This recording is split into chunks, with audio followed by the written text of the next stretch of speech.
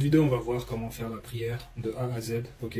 Je vais t'expliquer comment tu dois prier. C'est un commentaire qui est revenu. Comment tu pries, tu réponds pas à la question, comment tu pries, blablabla, blablabla. Je vais te montrer comment prier. Et je t'assure que si tu pries comme je prie, tu seras jamais dans l'erreur parce que notre salat est exclusivement pour Allah, tant dans ce qu'on récite, et il n'y aura pas d'ambiguïté. Concernant est-ce qu'on est dans l'idolâtrie, comme, tu vois, ce qu'on fait, est-ce qu'on doit mettre un nom d'un tel, un tel. Il n'y aura pas de souci. Si tu écoutes ce que je te dis et que tu fais ta salade comme je vais te la présenter aujourd'hui, tout n'est pas forcément excellent, tout n'est pas forcément vrai. C'est pas une question de on connaît tout sur tout, la salade ça a été exactement ça. C'est pas ça l'idée. Mais l'idée c'est que quand on prie, on sait qu'on est exclusivement pour Allah et on suit tout simplement le Coran. Le Coran nous demande d'être debout, incliné, prosterné. On le voit. Du coup, je vais te montrer comment faire.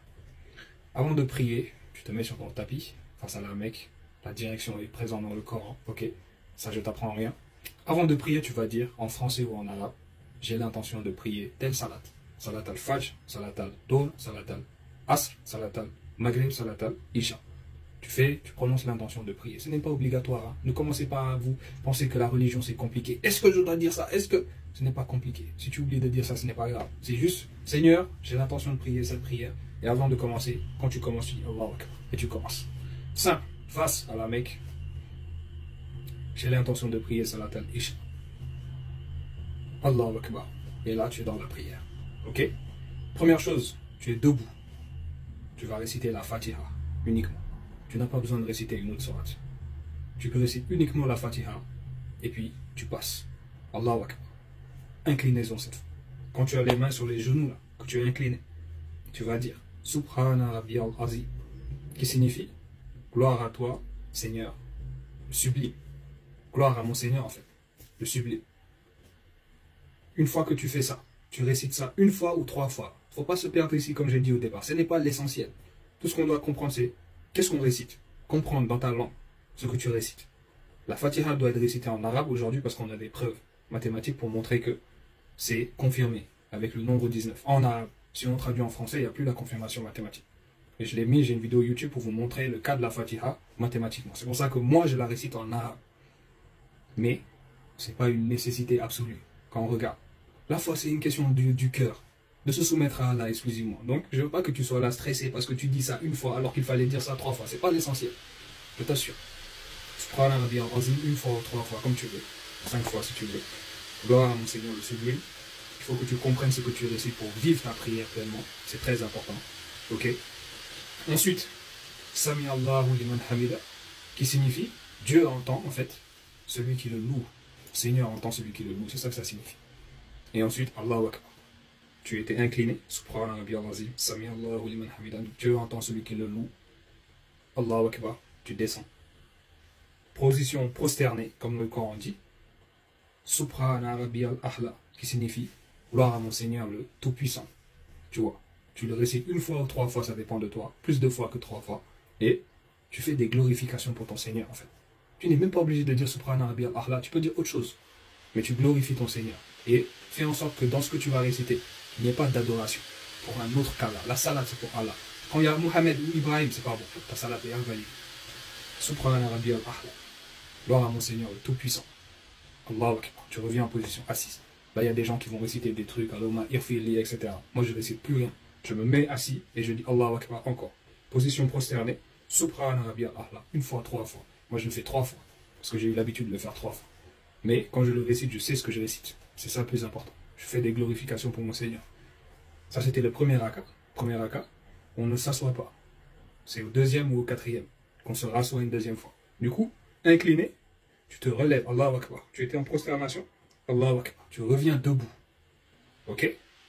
Tu récites encore la Fatiha. Allahu Akbar encore.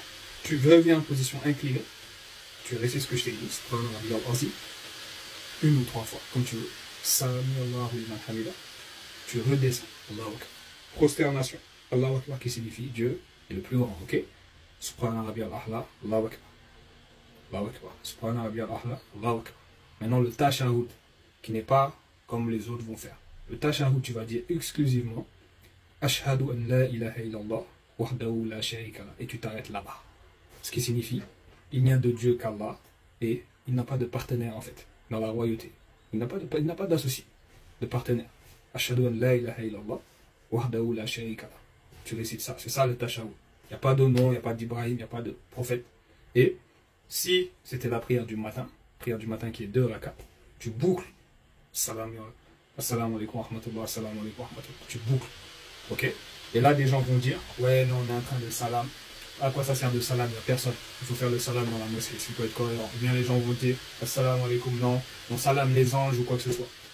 On n'a pas tous le savoir. En tout cas, tu peux boucler ta prière comme ça. Salam alaikum. Ou bien, tu ne fais pas le salam. Si tu veux, si toi, ces trucs, tu ne fais pas le salam. Mais ta prière est bouclée, tu n'as qu'à dire, voilà. Salam alaikum, mon Seigneur, en fait. Et puis c'est fini. Pour dire que il ne faut pas vous bloquer avec les choses qui ne sont pas importantes. C'est pour ça que j'insiste sur ces choses. Je dis ces choses pour les préciser. Ce n'est pas le plus important. Si tu dois réciter 3 fois ça, 1 fois ça. L'essentiel, c'est qu'en faisant la salade que je t'ai donnée, qu'est-ce qu'on fait? On récite la Fatiha, la sourate d'ouverture du livre du Coran, ce qui est une bonne chose. Parce que dans la Fatiha, qu'est-ce qu'on dit? Bismillahirrahmanirrahim. Au nom d'Allah, le plus miséricordieux, le tout miséricordieux, n'est-ce pas? Bismillahirrahmanirrahim. Alhamdulillahi Rabbil Alamin. Louange à Allah. Rabbil Alamin. Rab, c'est le Seigneur, n'est-ce pas? Rabbil Alamin. Gloire à mon Seigneur, Seigneur de l'univers en fait. Fatiha, on doit la parcuriser dans sa langue, savoir ce que tu récites. C'est pour ça que c'est important de réciter même la Fatiha, parce qu'elle est différente des autres sourates. C'est vraiment...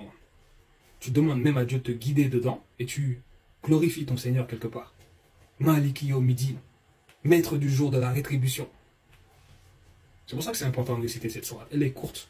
On n'a pas besoin d'autres sourates. Tu vas réciter sourate al-Baqarah, etc. C'est pas la même chose. Parce que là, il y a des noms, il y a des prophètes qui sont en train de parler, c'est des histoires, du coup, ce n'est même pas trop apte pour la récitation. C'est pour ça que tu peux réciter uniquement la Fatiha. Tu n'as pas besoin de réciter d'autres choses. Et, en suivant ce modèle-là, il y a la Fatiha, ok, une sourate du Coran, et le reste, c'est quoi? Des glorifications pour Allah. Subhana Rabbiyal Azim, Subhana Rabbiyal A'la. Tout ça, c'est des glorifications. Mais, quand tu commences à mettre dans ta prière, des salades pour le prophète, etc., là, ta prière, là, fichue. La salade est exclusivement pour Allah. Dans ton tashahhud où tu boucles ta prière, tu mets un nom autre qu'Allah, c'est déjà foutu. Et c'est pas foutu pour les salades que tu as fait auparavant, où tu mettais des noms, mais c'est foutu si moi je te dis de ne plus mettre de noms, et tu commences à continuer à mettre des noms sans te remettre en question. C'est là où c'est foutu. Donc maintenant vous avez la réponse concernant la prière. Et qui va se lever et dire qu'on est des égarés en donnant la prière? Non, je n'ai qu'à les voir en commentaire seulement. Qui va se lever là, un imam dire que notre prière là est pas bonne? Taguez-les même s'il vous plaît, donc à parler. Ce que je vous ai donné là, ça tient la route, même mentalement, tu réfléchis, tu sais que ah ouais, c'est intéressant. Vaut mieux faire comme ça finalement. Enlève les noms, ne te fais pas berner, enlève les noms. Reste pour Allah uniquement. Et dans ce que je t'ai partagé, tu ne pourras pas te fausser au jugement. On ne va pas t'appeler et te dire ta prière, non, c'est pas bon. Comment ça c'est pas bon? C'est même pas possible qu'on te dise c'est pas bon. Salam alaikum.